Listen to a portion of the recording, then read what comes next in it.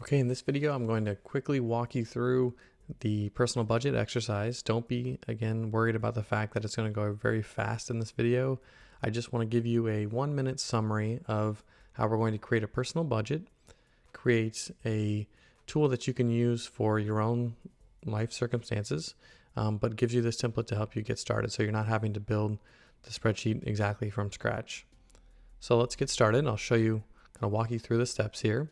The first thing you're going to see is me adding the months and all of the income and expenses along the first column A, putting in values for all of your income, putting in values for all of your expenses, and then creating some totals along the bottom, along the columns over to the right, doing some percentage calculations of those totals, and then showing you finally how to create multiple versions of that spreadsheet so that you can do a multiple year analysis. The next mini project we're going to create is a personal budget. I'd like for you to open up a brand new sheet and follow along with me. Or if you'd still like to, go and download the file that I'm giving you and then take a look at how I fill out the formulas. That's fine as well, but go ahead and give it a try.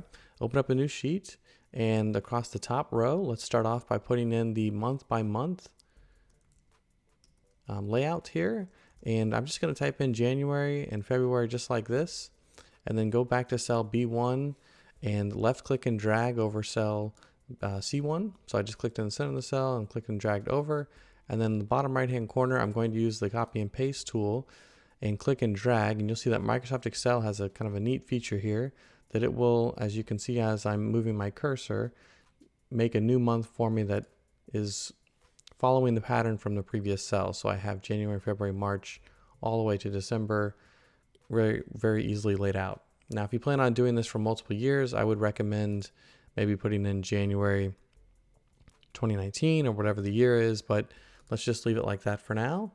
And let's go down here to type in the very first line item, which will be our, let's put it in cell A3 here, our monthly income, and we'll say gross, and just below that, monthly income net. And hit enter, and I'm going to go between column A and B and left click twice, double click, and that will snap the column A to size, so it'll fit this perfectly. Recall the difference here between gross and net is just, this is the hours, the number of hours that you work times your hourly rate, and this is after taxes and other benefits you might be paying for to get to your net income amount. So let's list those two separately, and we'll go down here just below, adding another row of space and put in expenses. And let's go ahead and just type in a lot of common expenses. Maybe you have different expenses you want to type in, that's fine, but I'll just go and type in ones that are really common for a lot of people, like your rent, where you live, the electric bill, maybe a water payment, car payments, insurance for the car, insurance for the apartment, and clothing, entertainment. How about groceries, other food and times that you eat, and maybe we'll just do one column that's a catch-all for miscellaneous. That's all things that we can't think of at the moment. Hopefully you keep that miscellaneous column, that number low. And the whole idea of doing this budget is that you list out as many things as you can as to what you spend your money on each month. And we'll have down here at the bottom a monthly total expenses. I'm just going to shorten that by do EXP for expenses. And then just below that, what is your savings or loss? In other words, did you spend more than you made in that given month? So we have the shell set up. And what I normally do in spreadsheets like this is highlight the cells where I'm going to type in a value to just a reminder to myself that these are what I would call input cells. So I'll put a fill color in for maybe light blue. It can be whatever you like, as to say where you're going to put a value in. And in other places, there's going to be a calculation done. So in other words, I'd only change the blue value if needed. Otherwise, every other value is going to be a formula. So we have here the nice shell. Let's go over to the right here for December, and in column N, also type in the word total. And then we'll finish the other spots for calculations here shortly. But right now we have a nice shell set up. What I would recommend doing is maybe highlighting column B here by left clicking in the column, and I'll hold down the shift key and hit the right arrow over all the way to total. And I have all of my columns selected. Now when I resize one of them, all of them will resize to the exact same width. So I'll take this G maybe here and bring that down a little bit, scroll back over, and you can see the spreadsheet's now a lot smaller. And maybe we need to adjust that later, but this gives us something that fits the entire screen that we can work with to get started here. So I'm just going to put a number in like 3,500 just to get us started. Of course, you could change that to whatever the actual value is for you, but this would be the monthly gross income for the month of January. And we need to calculate the net income. We'll do that here shortly, but what I'd like to do next is just hit the equal sign in cell C3 and do a reference to cell B3 and hit enter. Right? Now I know that you may not be paid the same exact amount every single month, and you could just go in and type in what you think you'll be paid that month by the number of hours that you work. So you could do a whole other line item for how many hours worked. You could do something like this. I'm going to delete these rows here in a second, but I just want to show you one example. You could do hours worked and your hourly rate, and then the calculation, let's say in March, you know that it's going to be a different amount. You worked 50 hours, you know you worked a lot less in March, and your hourly rate is $15 an hour. Then this would be this times that to give you your,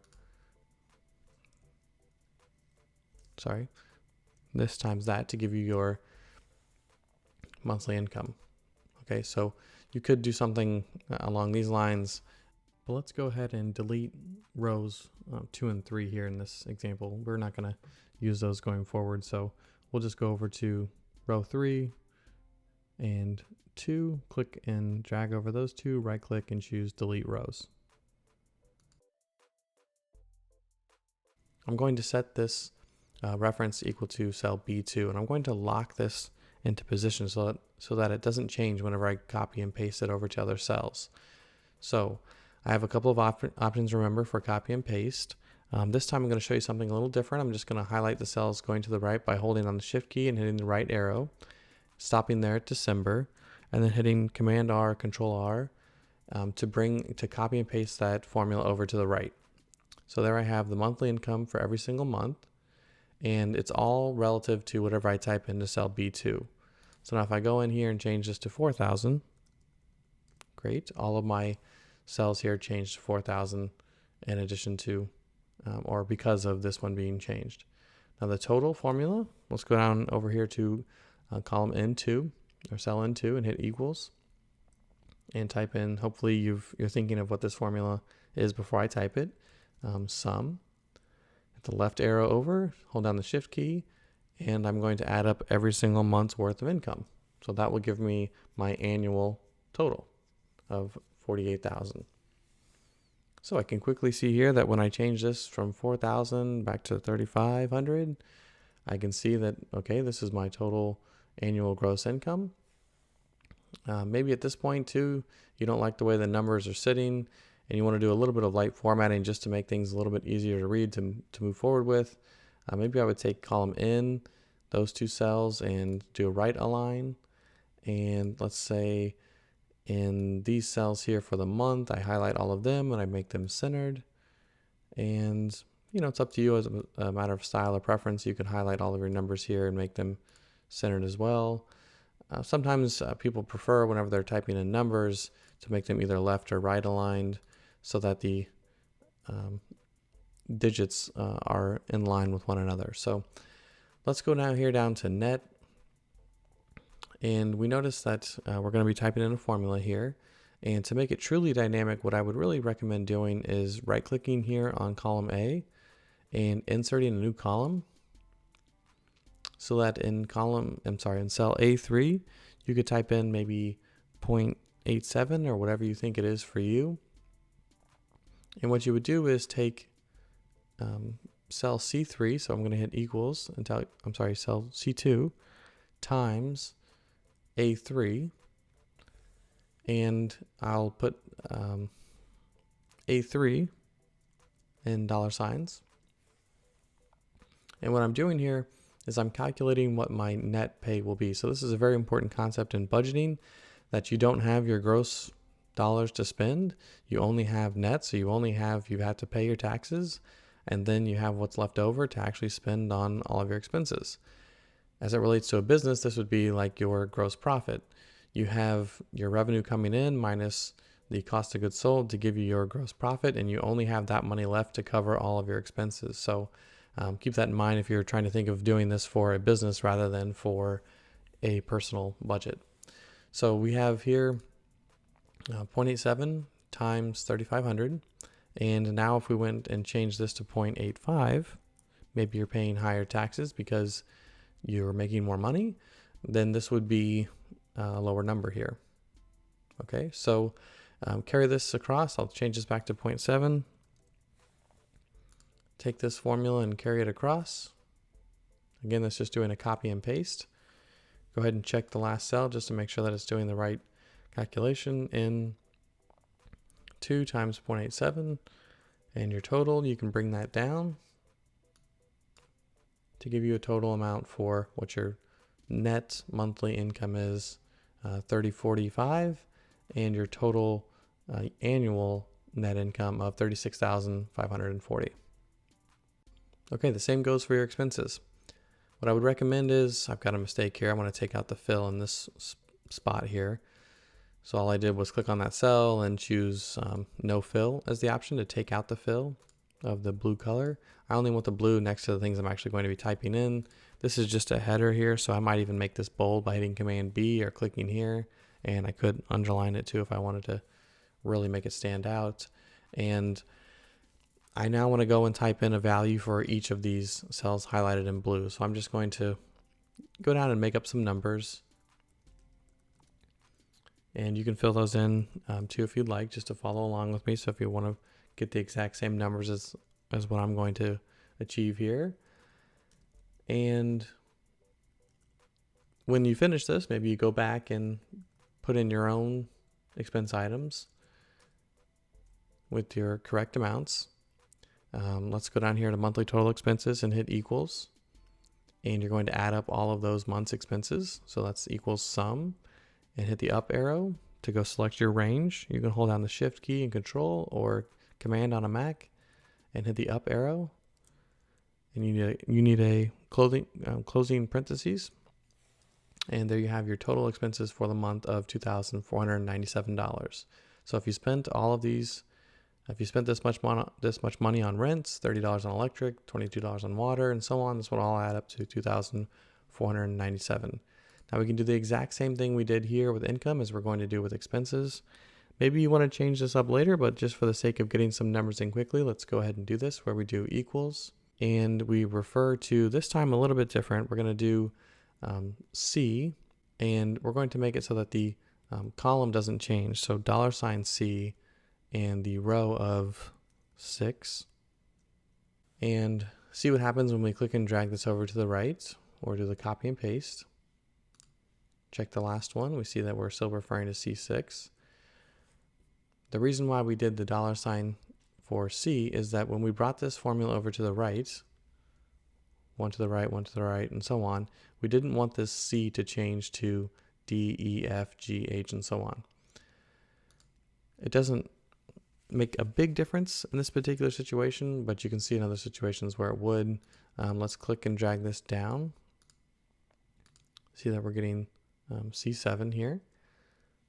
And this is where it makes sense to use the $sign. So now we can drag this over and check this in 7 and see that we're still referring to the right number, C7 here. Now, one quick way to get through all of this, go click on cell D7. You could have also done D6. Hold down the shift key, the command key, or control for Windows, and then hit the right arrow over, hold down the shift key and move all of your cells all the way down, and hit Command D or Control D. And this will highlight or I'm sorry, copy and paste all of those cells. So we can go down the bottom and check this, and it is of course referring to cell C16, the right cell. So now we could go in and change any one of these numbers. Electric we could change to $50 a month. That would all change all the way across to 50. The water we could change to 30. It changes all the way across and so on.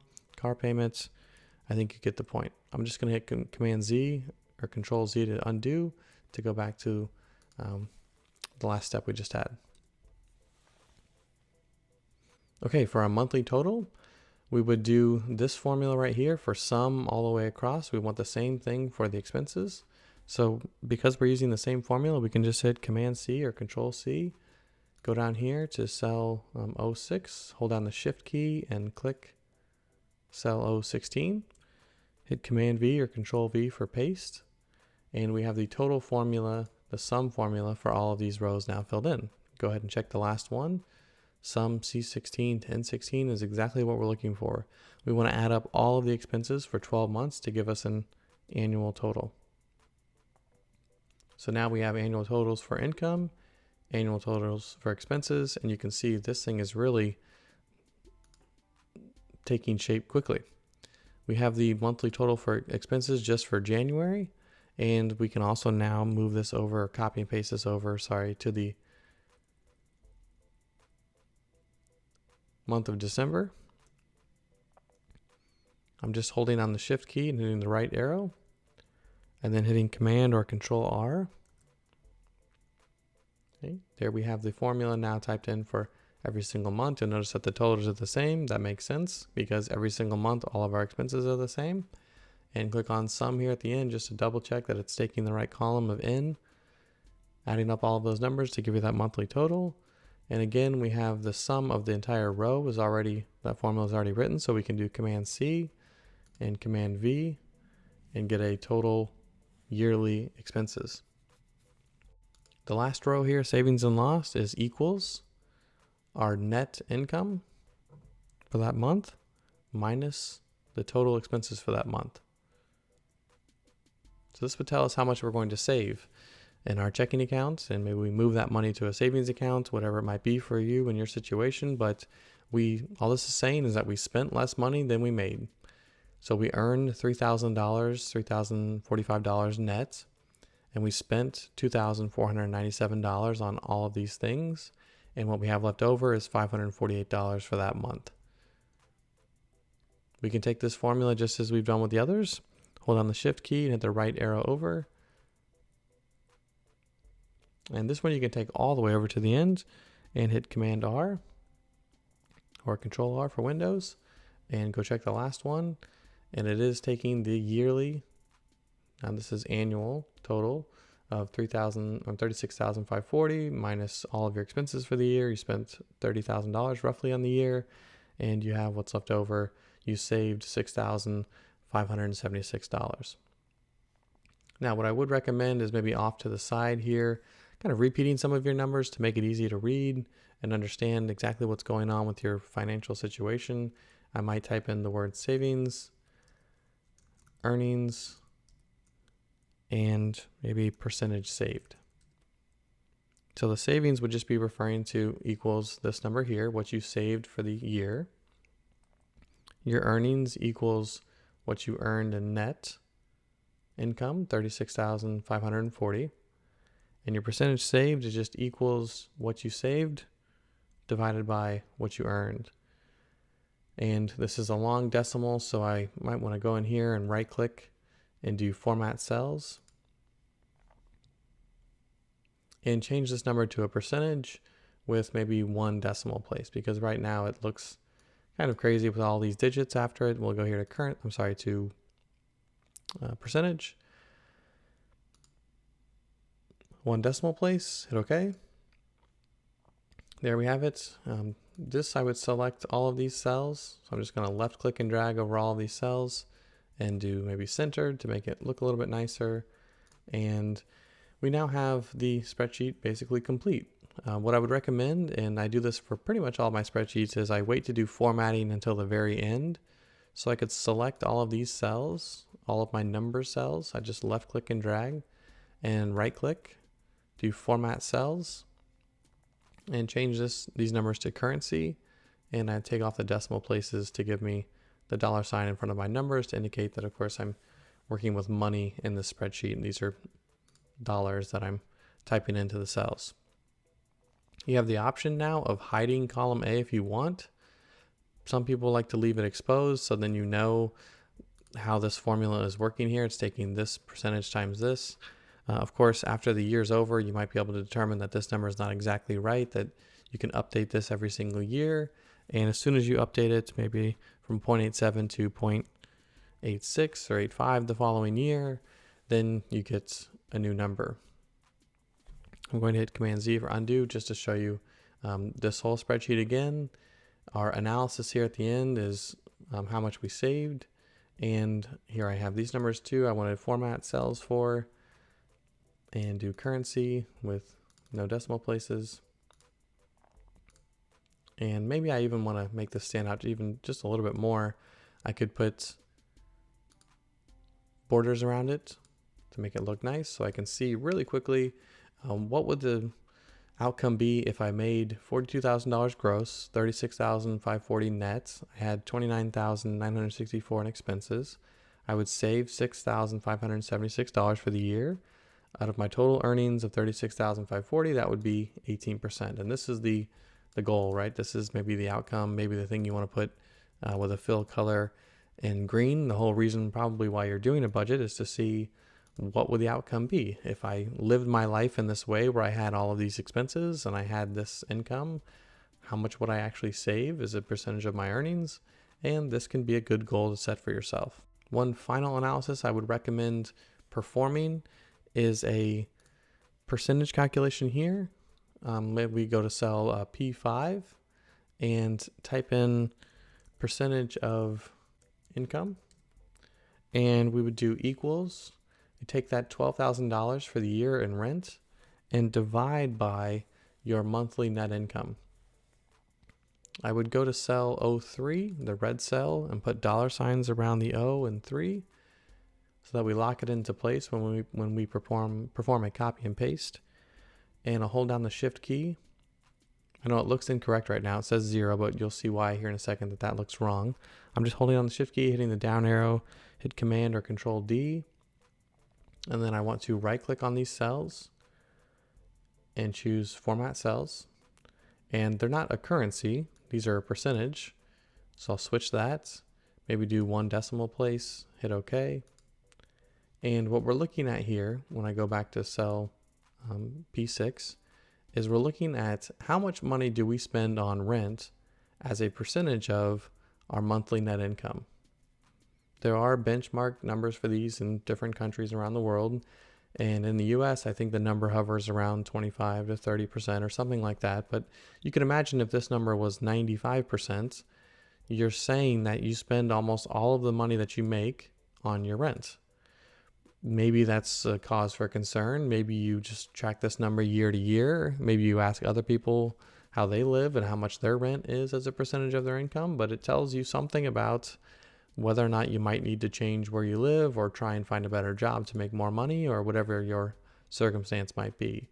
So this is a nice way to kind of look quickly at what are the highest percentages. And you see, okay, groceries are 9%. Is there something we could do there to bring that percentage down or try and change our lifestyle a little bit to manipulate that number? Miscellaneous here is 16%. So this is not good, right? We want to cut this up from miscellaneous to be different things to tell us where is this money actually going. I mean, this is a big percentage, 16%. Should we be looking at each line item and making sure that things that we think are one-time expenses, are they actually something that happen quite predictably?